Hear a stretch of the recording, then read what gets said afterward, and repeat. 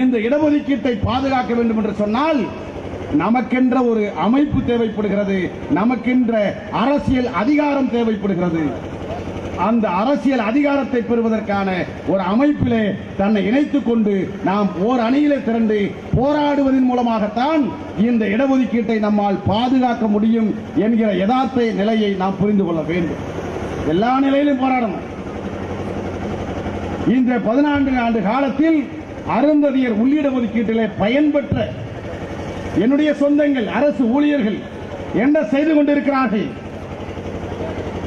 அருந்ததியருக்கு இடஒதுக்கீட்டை தரக்கூடாது என்று பட்டியல் சாதியில் இருக்கிற அரசு ஊழியர்கள் எல்லாம் ஒன்று சேர்கிறார்கள்.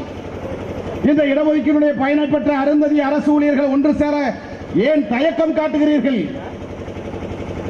நீங்கள் எல்லோரும் சொல்லுகிற கருத்து, நீங்கள் பல தலைவர்களாக இருக்கிறீர்கள், பல சங்கங்களாக இருக்கிறீர்கள். நான் உங்களிடத்தில் சொல்லிவிட்டேனே, நீங்கள் யாரேனும் ஒருவரை தலைவராக தேர்வு செய்யுங்கள், யாரேனும் ஒரு அமைப்பை அடையாளம் காணுங்கள், ஏதாவது ஒரு அமைப்பை நீங்கள் வளர்த்தெடுங்கள். அது ஒன்றுதான் அருந்ததியர் இடஒதுக்கீட்டை மட்டுமல்ல, அருந்ததியர் சமுதாய தலைமுறையையே பாதுகாப்பதற்கு நமக்கு ஒரு அமைப்பு தேவைப்படுகிறது.